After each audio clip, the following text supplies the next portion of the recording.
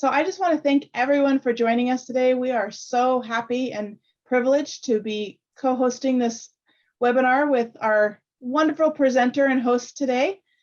So this is, for any of you who have not met him yet, you have a privilege today. This is Stuart Anderson, and he is the founder of Total Patient Service Institute, Crown Council, and the Smile for Life Foundation. And he really has so much to provide, so much to offer to you guys today. He has worked with professionals around the world to transform their practices, their businesses, and really their teams to the highest level of performance, innovativeness, and really help patients say yes to treatment, which isn't that what we all want? He's worked with some of the biggest names of dentistry to build their practice, transforming practices, and really the people in them, which is part of what he's going to talk about today. He's been named Businessman of the Year by Excellence in Dentistry. And what I'm so proud of him for, raised nearly $50 million for dental and children's charitable projects around the world. So as one of the most prolific entrepreneurs, philanthropists, authors, and really presenters in today's dentistry, we are so proud to be hosting this webinar. And please take it away and tell us how we can all do good. You got it. Thank you, Angela. And great to be with everybody today. And Angela, that was just exactly the way my mother wrote that introduction. So, with me today, I want to introduce Stuart Anderson, who is one of my business partners and the key part of the Crown Council, which I'll explain in just a moment, and the Smiles for Life Foundation. And so Stuart and I are going to co-present today and share with you what we have build as the no-cost new patient solution. And we're going to share with you some secrets today of how to attract great new patients at no cost, as well as how to add a dimension to your home marketing strategy that will attract new patients, the kind of patients that you want. And if you want to, we'll give you a lot of tools today. I'd suggest that you have your cell phone handy, because there's going to be some resources that will be easy to grab if you have your cell phone as we go along. So we're going to walk through first a strategy, an overall philosophy and strategy that can be incorporated into your marketing strategy. And that's why we're working with Roadside Marketing today, because this is all about a business strategy that works with your overall marketing strategy for your practice. And then we're going to give you some specific examples of some things that other practices have done that you might choose to adopt that will make a big difference in your own practice. So with that, Stuart is going to share a great example from a brand that you will recognize that'll introduce our overall strategy today. Stuart? Yeah, very famous. Back in 1983, a project was created to restore the Statue of Liberty. So Statue of Liberty was dilapidated, needed some work, and needed some restoration to take care of it. And so along came American Express, and American Express, for, you know, when we're looking at research, coined a phrase and a system known as cause-related marketing, this was kind of the first time this system had ever been created or used. And American Express said that for every transaction used by American Express owners, 1 cent would be donated to the Statue of Liberty fund, this fund that they were using to restore the Statue of Liberty. So as a result, $1.7 million is donated to the fund, and American Express sees a 27% increase in their card transactions by users. So they see a bump in profits, they see a bump in use, and obviously a great cause was taken care of. So these two groups work together to use each other to find a system that not only benefits American Express, benefits the Statue of Liberty, but also brings awareness to the kinds of things that American Express wants people to think about when they think about their company. So it was kind of like history from there, using this idea of cause-related marketing, which is one of the things that we're going to talk about today. How can your dental practice and your team align with a cause to bring in new patients and grow your practice. $1.7 million. That's a lot of pennies. It is. It's a lot of That's 1 cent. lot of pennies. Wow. So, All right. go ahead. So go ahead, Stu. No, this is us. As Steve and me work together all day for the last 25, 30 years, we have a front row seat of what the best dental practices in the country are doing. The Crown Council is a group, an association of the best dental practices across the country, North America, who are constantly working to improve their culture, the environment inside their practice. And one of the things that we constantly see is the practices that do good together not only have great growth, but great teams. And our sister company, Total Patient Service Institute, I'll let Steve talk about them.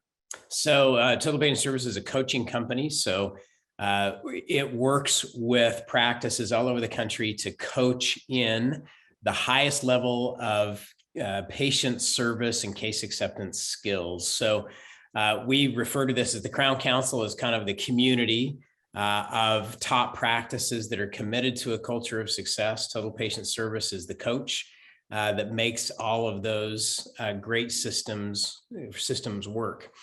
One of the things, if you pull up the next slide, Stu, is Angela told you a little bit about the Smiles for Life Foundation that we'll talk about today in the background. And I'll just give you a quick little snapshot of coming attractions here in just a moment. But the Smiles for Life Foundation was the brainchild of Dr. Jeff Gray in San Diego, California, who wanted to find a way to do good in his community.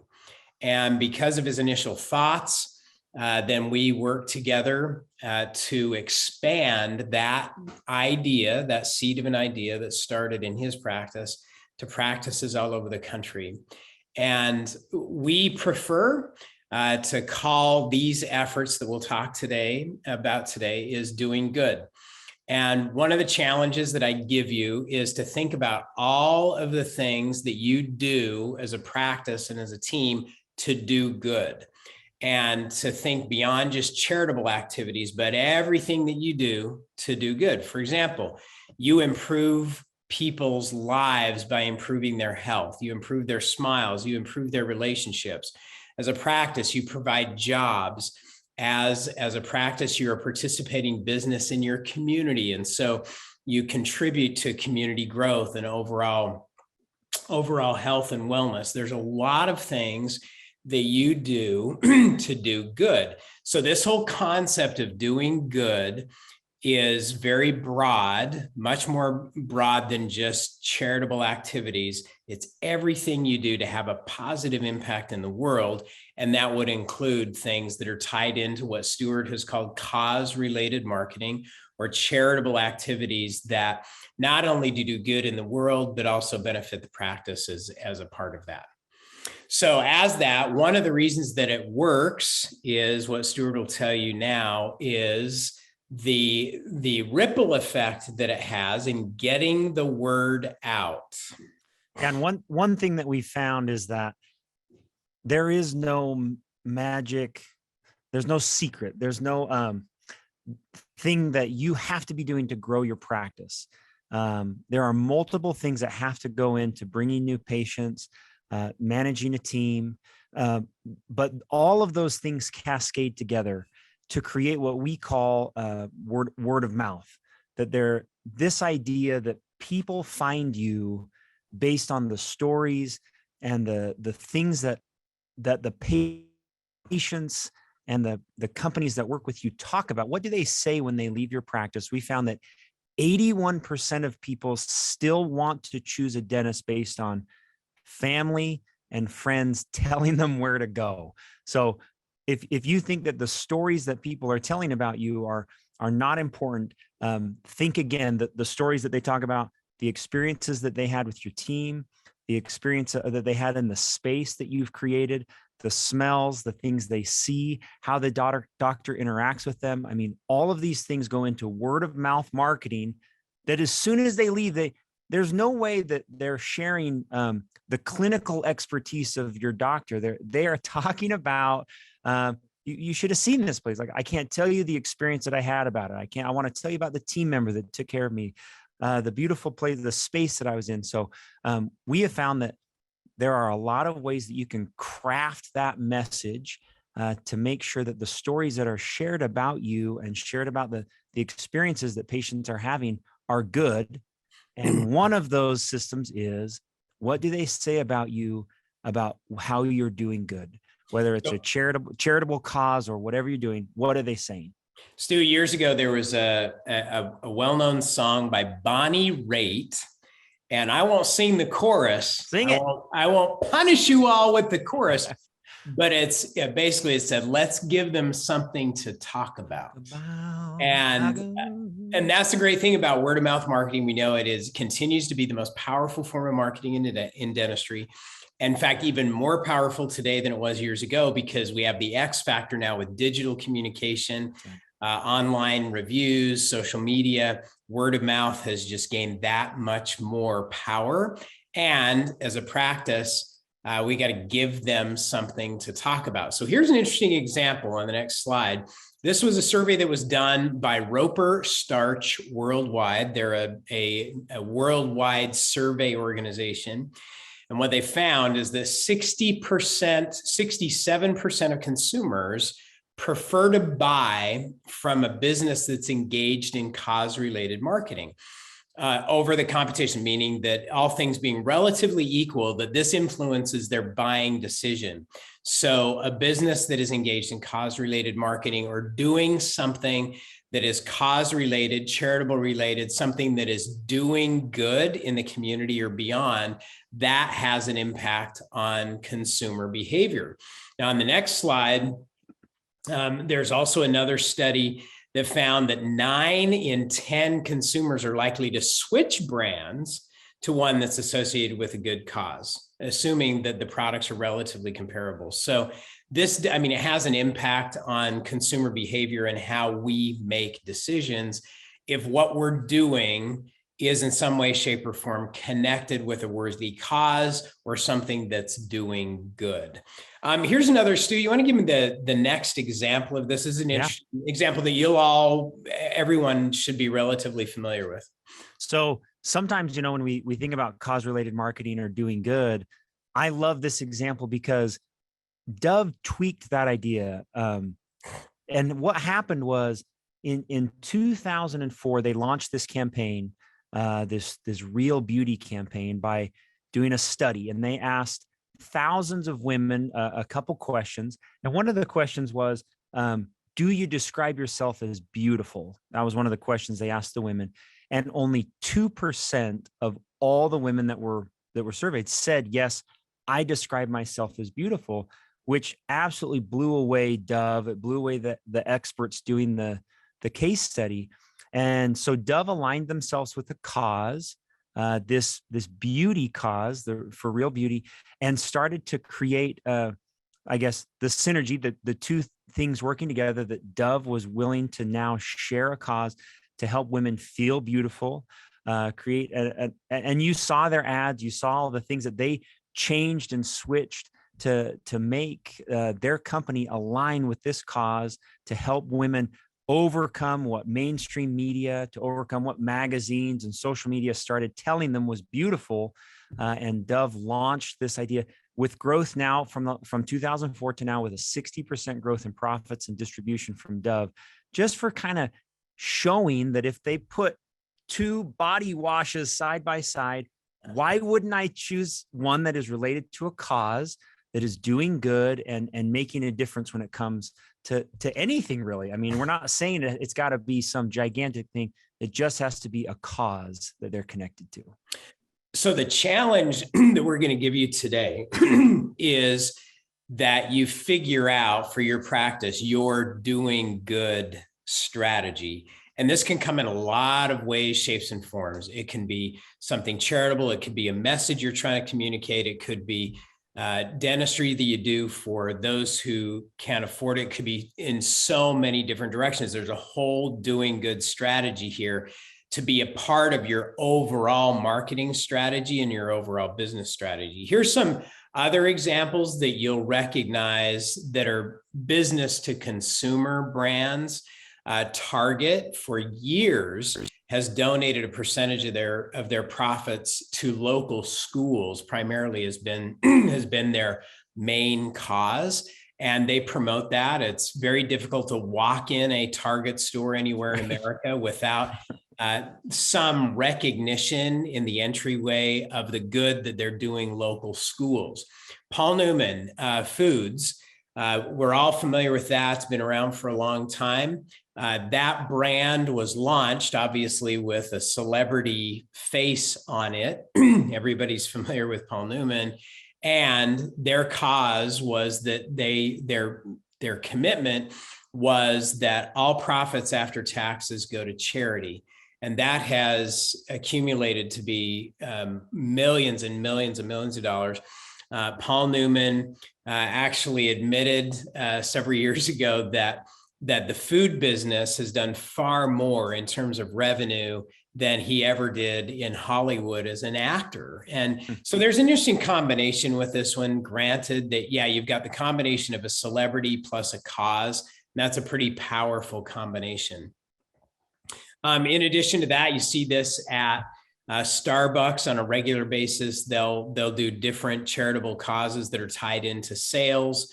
Everybody's familiar with Tom's Shoes. Their whole company was launched on a cause-related strategy: buy one and they give one, right? So every time you buy a pair of shoes, then they donate a pair of shoes to someone in need, typically in a third world country. And so as you look at these, the Walmart Foundation, again, Walmart's one of the biggest companies in the world, has incorporated cause-related marketing into many of the things that they do. So this is everywhere you look. There's some tie-in in some of the biggest brands in the world to doing good and connecting what they do as a business to a worthy cause, so that everyone can work together to make the world a better place. And so our challenge today is to do this. I'm gonna rework your vocabulary on this one. There's a phrase that crept into our vernacular in our culture that we call giving back. Companies that give back, organizations that give back, people that give back. That's starting to change. And one of the things, if you think about it, in our organization, we don't believe in giving back. Because when you think about that phrase, if you're giving something back, what did you have to do in the beginning? We had to take something, right? It's kind of implied. I don't know where the phrase came from, but it's a misnomer. It's almost like we have to give something back because we feel guilty for something that we took. In fact, Stuart, I don't think as a kid growing up, that phrase giving back was ever used in a positive way. I mean, I can hear your mother saying, Stuart, give that back to your sister. Give her in kindergarten, give those toys back to. It's never used in a positive way. And so that's why we prefer to call the efforts to do good is exactly that, doing good. Your efforts in doing good. And as we mentioned before, it has far more to do with it's more than just charitable. It has things to do with everything that you do good. So the challenge today is to develop your doing good strategy. You're not going to give back. You didn't take anything that didn't belong to you.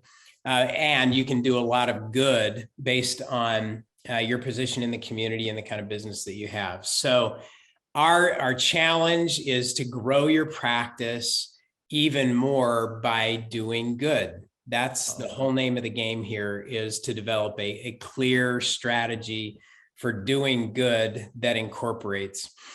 So we're going to give you some dental examples here and some cultural examples. Stu, why don't you tell everybody, this is one great example of Dr. Dale Schisler, who we've worked with in the Crown Council for many, many years, and is just a great example of somebody who built his practice on cause-related marketing. So when we talk about growing your practice through doing good, we're talking about not only the stories that people share, but the patients and what they talk about, but also the opportunity to create new patients, to grow your practice by what happens when the patients leave. And Dr. Schisler, he's from Canada.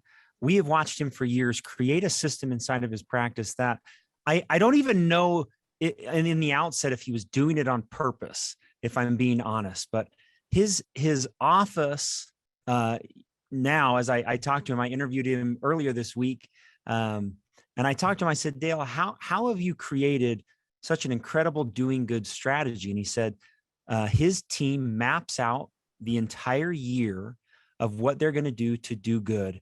And what they all do is they commit to sharing on social media the ways that they do good. And one of the ways that they do good is every year they participate in a humanitarian trip. Steve and I are not saying that is what you have to do good, but this is what Dr. Schisler does. Every year they either go to Guatemala or they go to the Dominican Republic, and their patients know it. It's on all the social media. It's on all their posters. It's on all the pictures inside the practice. And so when the patients come in, they are constantly asking, how was the trip? What happened? Tell me a story. Look at that cute girl, Dale. What happened there? And they continue to foster this idea that they are doing good through a humanitarian effort inside the practice. Additionally, patients can contribute. So they ask for donations. They ask for opportunities to donate things that they can take on these humanitarian trips, that then they can tell their patient about the stories. Your contribution helped in this way. Your contribution helped this girl, this person. Sometimes they'll take balls or toys or games that the patients donate, and they share them with the people in the Dominican Republic or Guatemala. They also have a video. So in the patient waiting room, they've got videos playing and pictures running of what they did as they did good together. And then beyond that, the team loves to talk about it. So each team member uses their own personal social media or their own personal opportunity to interact with patients to tell these stories of how they do good. And that grows their practice as people leave and talk about what an incredible team and experience they do. And I would just like to, use the example of if I am putting two salad dressings side by side, right? And they're both equally, I love ranch from Hidden Valley. I love ranch from Paul Newman. The idea here is that as they are equally loved, why wouldn't I'm going to buy from Paul Newman's dressing because it goes to a great cause. That's where my money goes. That is what we're saying here is it's a similar idea that Dr. Schisler's growth happens as his practice grows, as people watch him do good together with his team. Is that good? Was that enough? Perfect. Yep. And so, our whole strategy or challenge, and on that next slide is, there are so many things that this does in terms of team retention, culture, all around having a cause-related strategy, doing good strategy built into your practice. It just, to connect it with your purpose and everything that you do. So with that, Stu, I think you have a very fascinating example of an entire culture, an entire culture of a country. Yep. That is built on this whole idea of, and this becomes legendary. One of the things I love about the doing good strategy is it becomes embedded with so many powerful stories like you've shared that Dr. Schisler has built over the years, and how you can build that. Great teams, great practices, great cultures are steeped in lore, folklore, and not made up stuff, but things that have actually happened that people talk about because they're so emotionally powerful. So, Stu, give us an example. This is an example of an entire country that is built on powerful stories that give people something to talk about. And these stories exist that is how cultures are built. It's how families are built, and it's how dental practices are built, is the stories that are constantly shared and reshared that kind of shape that culture. Well, I lived in a country, so in Northern Ireland, if you've ever been into that country, you will see this symbol. It's called the Red Hand of Ulster. So Ulster is considered the top 6 counties of the island of Ireland. And on that island, if you didn't know, Northern Ireland is actually part of Britain. So that country exists. Those 6 counties exist. Ireland in the south, Northern Ireland in the north. And in order to keep that, as you know, if you know the history of it, they are very prideful about who belongs where, what we believe, and how the cultures interact with one another. And so everywhere you go inside Northern Ireland, get ready for the next graphic, you will see the red hand of Ulster. This is on the side of just a normal neighborhood, walking around Northern Ireland. And I'll tell you the quick story. You can see this guy riding in his boat, and you can see his right hand. There's his stump of his hand on his boat, and then his bloody hand is on the shore. Well, the story goes that these clan leaders had a race across this lake, and the first one to touch the other side becomes the king of Ulster, the king of these 6 counties. Seeing that he was going to lose, chops off his own hand and chucks it to the shore, and thus his red bloody hand is memorialized everywhere, that the sacrifice and service of this clan leader is what it takes to belong to this country, to this culture. You can see up above the mural, there's that the red and white flag, and in the middle of the flag is the actual red hand of it. When this flag flies, every person is reminded that our country, or the place that you live, revolves around this idea that we're going to chop off hands to make sure that you serve, to make sure that you sacrifice for where you live. And I mean, over time, that culture is built. And if you know anything about the country, if you know anything about living there, the culture is built on that. They're built on whatever it takes to protect, sacrifice, and serve where they live. So now, please do not take this example literally. Do not go chop off your hand. But what's amazing about this, and I love that story, is that we've noticed this practices that have incorporated a great doing good strategy and cause-related marketing into their practice. They have so many amazing stories to tell, people they've helped, causes they've benefited. It just elevates the whole conversation. So as we've said before, in a doing good culture, the best teams have an organized plan. They do this by design to do good in the community with their patients, with their team. It is a very well-organized effort. And we challenge you to make that part of your overall marketing strategy. So to get you started, we have a resource. Stu, I believe you can throw the QR code. So if you can just grab your phone and open up your photo app, and you can just scan that QR code and download a free resource. This is just it's a one-pager that will walk you through 5 questions of a doing good strategy to just start you thinking down that pattern of how can we incorporate this, or how can we incorporate it better into our practice. So 5 quick questions, and then an additional resource. Michelle Penrose on our Smiles for Life team.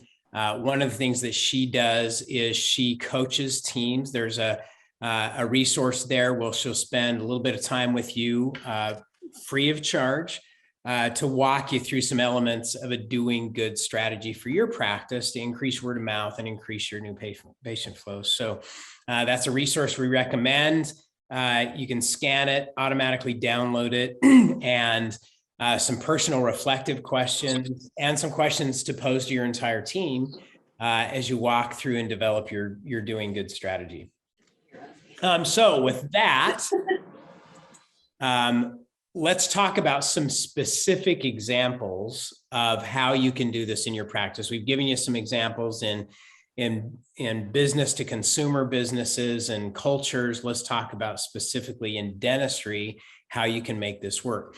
One of the things that we applaud and that we encourage is that as you start building this into your marketing strategy and your overall business strategy, that you appoint somebody on your team as what we call the charity champion, or the doing good champion. So this is going to be somebody on the team that is the flag waver, the drum beater, the one that is primarily out front, helping develop the strategy and carry it through. Everyone's going to be involved, and the charity champion is the one who's moving it forward. So, Stu, why don't you tell us about an interesting example? This is from Mortensen Dental Group out of Louisville, Kentucky, and how they use the charity champion concept. Yeah, we've watched the group practice, Mortensen Dental Group, for years, participate in multiple charities. But what they constantly do is they have someone in the practice who is the babysitter. Like Steve said, they are going to be in charge of their doing good strategy. And I can reiterate, this person is never the doctor. This is a team member who can be passionate about the charity that is picked, passionate about the cause and the people that you're going to connect with, connected to the marketing and the tools and the things that will be used to share the cause. And so this charity champion is really maybe self-appointed. Maybe they say, I do have a cause, I do have a doing good strategy or a charity that I want to be part of. I'm passionate about it. But without fail, your doing good strategy needs someone who is constantly watching their relationships, watching the things that happen to make sure that the cause is taken care of. Excellent. Along with that, so appointing a charity champion. Here's an idea that incorporates. What did you guys do? Uh-oh. So that Let's see. I'm going to ask. Let's see, Billy Sue and whoever logged in. Yeah, Billy Sue, if you can mute your phone, please. Thank you. So here's an example of how, as a practice, you can incorporate doing good into your practice. I mentioned Dr. Jeff Gray, and you can go to the next slide, Stu. Dr. Jeff Gray in San Diego, California, years ago, came to me and he said, I love to benefit good causes. And every month for the month of February, I've decided that I'm going to donate all my fees from whitening to the St. Jude's Hospital for Children's Cancer Research. And he said, I got thinking about it. And he said, how much good could we do if I didn't just do it on my own, but if we incorporated a lot of other practices? And so we did two things. We reached out to other Crown Council practices. The Crown Council is an association of practices that are committed to creating a culture of success in their practice. And Dr. Gray issued the challenge to Crown Council practices to join him in doing good. And along with that, the strategy was that for a short period of time, that out in the community, the offer would be that you could come in, that anybody could come in as long as clinically they're qualified, and they can get their teeth whitened for a very reasonable fee. And 100% of that fee would go to charity. And the way that works today is it's one of the most amazing win-win-wins that has ever been created in the charitable world. So here's how it works. The practice donates their labor to whiten teeth. The patient donates the money. So the money that they would normally pay for whitening, 100% of that goes to Smiles for Life. Ultradent, who is a very generous donor to the Smiles for Life whitening campaign, Ultradent donates the whitening kits at no cost, including the shipping, to all the practices that participate in the Smiles for Life Foundation whitening campaign. And so everybody donates something. The Ultradent donates the whitening kits, the practice donates the labor, the patient donates the money. Our organization, the Crown Council, donates administrative work and labor to administer the entire campaign. We have a social media company that helps donate some of the promotional materials. So there's a lot of all hands on deck to make this work. And we have practices all over the country that participate in the Smiles for Life Foundation whitening campaign every year. As a part of that campaign, practices can choose a local charity, something in their area, that can receive up to 50% of the money that they raise. So they can choose their own local charity, and then half the money they raise can go directly to that charity. The other half goes to some larger charitable projects that I'll share with you in just a moment, that all of us together benefit to do good. So over the last 25 years, over 800 charitable foundations have received money from Smiles for Life. And all of those foundations have been chosen by the practices that are raising the money. There have been hundreds and hundreds of practices that continue to participate in the Smiles for Life Foundation whitening campaign. Over 250,000 patients have contributed, with over $46 million that has been raised and donated to worthy causes all over the world. So this is just an example of how practices promote this. So they promote this as part of their doing good strategy. And one of the things that really makes this work, it's really easy to do this. I mean, in terms of you sign up, the kits show up, you promote it within your practice as well as outside your practice through social media, community marketing, every way you can get the word out. And it is a very, very powerful new patient generator as you engage the community in doing good. They can come in, they get their smile whitened, and 100% of what they donate goes to charity, and that money goes directly to the Smiles for Life Foundation, so they don't have to wonder what you're doing with the money. But it's a win-win-win on all fronts. Helps practices get engaged with the community, do good, generate new patients, and it's a great example of very powerful cause-related marketing that benefits a great cause, which can be of your choice. So again, you talk about giving them something to talk about. This is a snapshot of the wall in a practice that participates in the Smiles for Life Foundation whitening campaign. When the patients come in and have their teeth whitened and make the donation, then they get to put their name up on the wall. And as that wall fills up, then everybody can see who's on board and the momentum that you've created to do good in your community by doing the practice. And we've done some fun challenges over the years. Wait for the story on this one. Yeah. So this is Dr. Mark Marion. And one of the challenges that, and we've done a number of these, but this one was setting a goal for money raised. And when that goal is achieved, then the dentist commits to dressing up as the tooth fairy for an entire day and treating patients. So this is Dr. Mark Marion, who accepted the challenge. They met the goal, they exceeded the goal. And so this was his day of treating patients in his tooth fairy outfit. He looks beautiful, doesn't he? Mm-hmm. We've done pie contests. We've done all kinds of fun stuff. Then part of this, Stuart, if you want to skip up to the check, slide.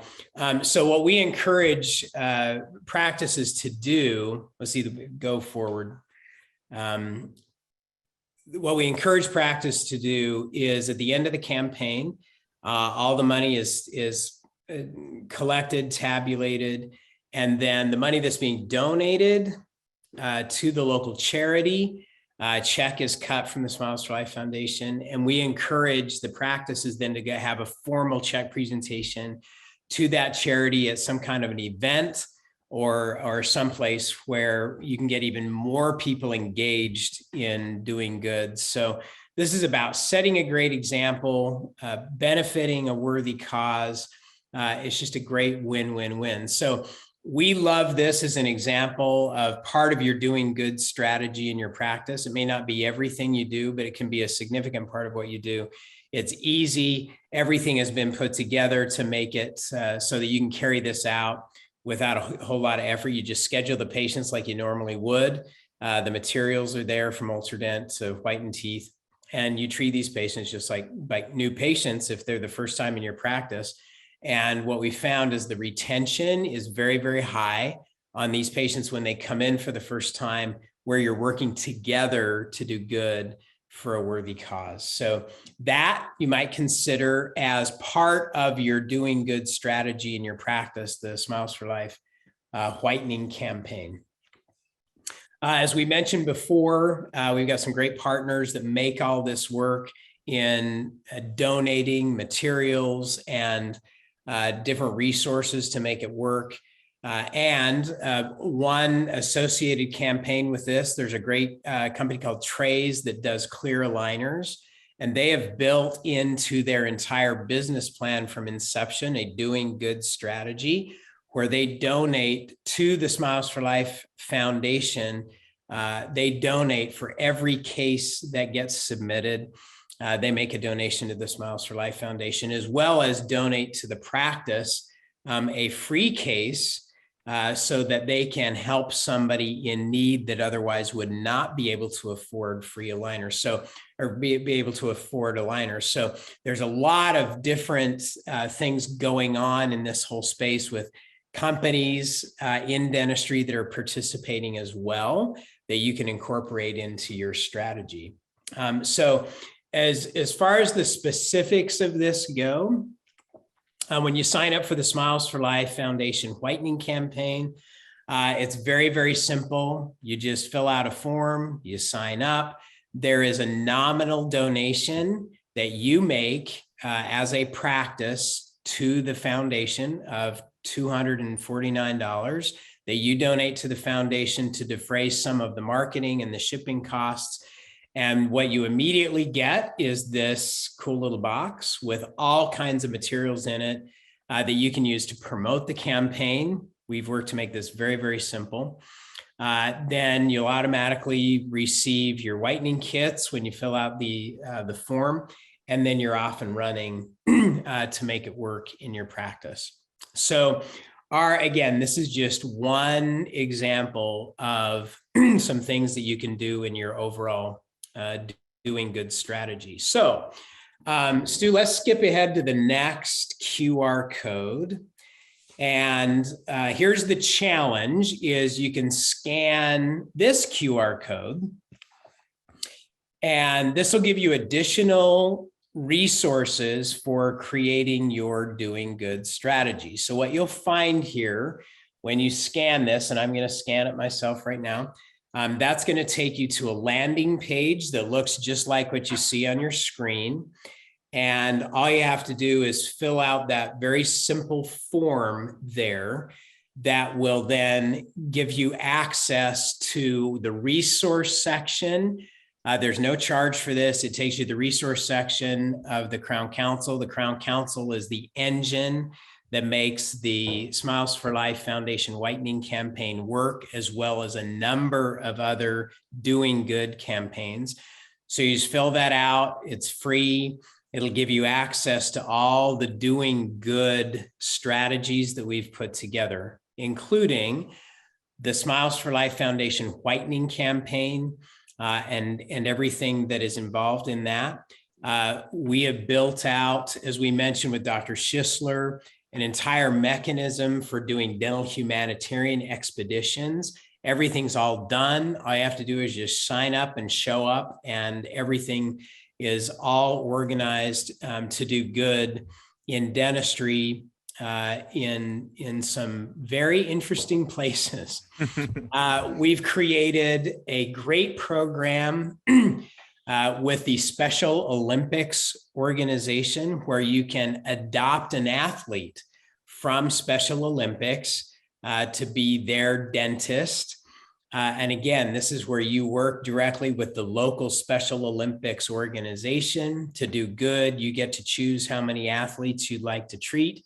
So there are a number of different resources here that you can tap into with details in each of these areas. When you sign in, you can click on each of these areas and it'll give you some ideas on how to incorporate doing good into your practice and marketing strategy in your practice. So we challenge you just to log on there, take a look at all those different resources. And if it fits, we'd invite you to be a part of the Smiles for Life Foundation Whitening Campaign, to raise money, choose a great local charity to partner with in your area to do some good, and then build out your entire doing good strategy for your practice. It's great word of mouth.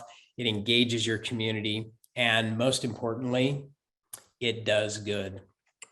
So with that, here's the final challenge that I'd give you is, number one, go through those 5 questions that'll help start you on the path of thinking about your doing good strategy. Number 2, log on to the landing page, look at all the resources for doing good. And then build out your doing good strategy. And on the page that you'll download, you've got a great resource in a doing good strategy coach, Michelle Penrose, who can walk through lessons learned and things that you can do to build out your strategy as part of your entire marketing strategy. So with that, Angela, I think we've got some questions.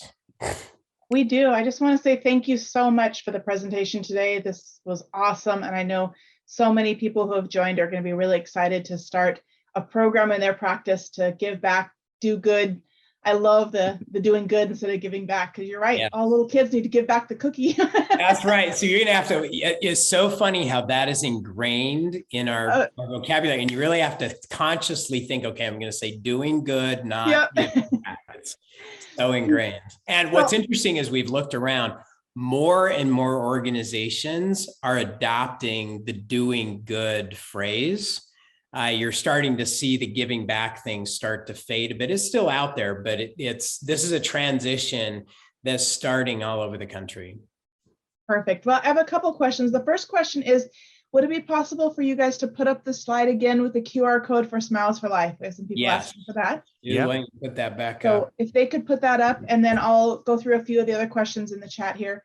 One of them is, what's the best way to pick a case that we're going to support as part of the doing good strategy? Yeah, best way to pick a charity, a local charity, is one, we suggest, we suggest local charity where it's got some local presence and local involvement. Okay, so that's number one. Number two, that it's a cause that you believe in for whatever reason. Maybe you've had some personal experience, but you've got some kind of a emotional or other connection with them, so that you can really get behind it.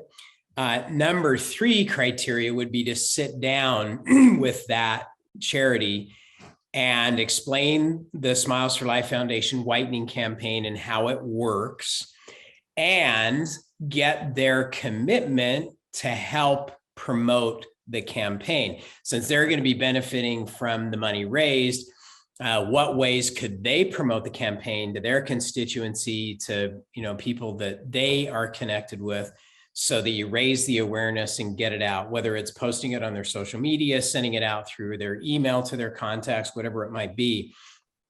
But to create a partnership where they're helping promote the campaign, since they're going to benefit from the campaign. Yeah, so those would be my three key suggestions.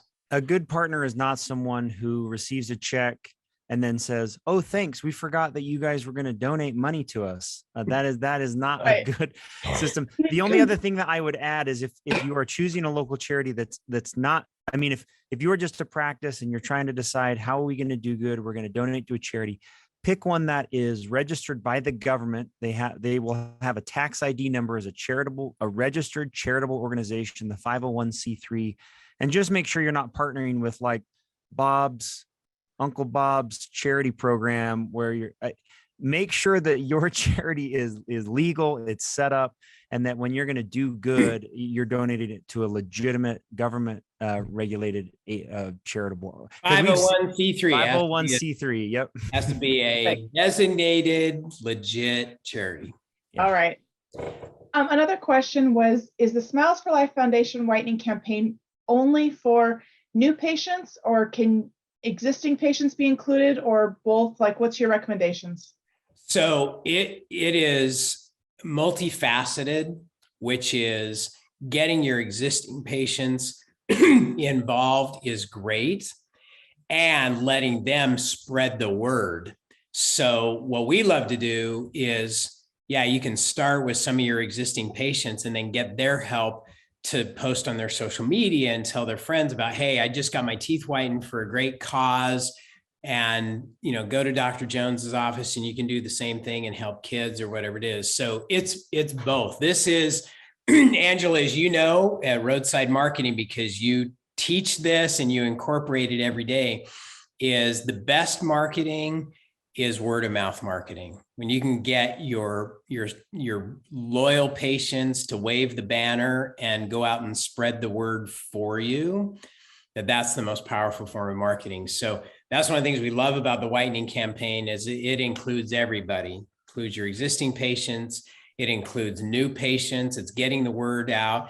Anybody can participate as long as clinically they qualify and they're a good candidate for getting their teeth whitened. Okay, perfect. Thank you. Another question here is, can you review the cost again to start the whitening campaign? You bet. Stu, you want to go over that? Maybe you can do a better job of explaining that than I did. You bet. So every the cost associated with participating in Smiles for Life there's two costs. So one is a donation for the marketing materials. And the reason we ask for a donation is because we want 100% of the money, 100% of the donations that are given to Smiles for Life to go to the charities. So essentially there's an upfront cost for your marketing box. It pays for an employee here at Crown Council that participates in counting the money, organizing all of the receipts, and making sure that Smiles for Life runs effectively. Secondly, every single person that participates in the Smiles for Life Foundation is a member of the Crown Council community. The programs do not exist without the community. Like Steve said, Jeff Gray, a member of the community, he created the idea as a way of bettering the community, bettering this group.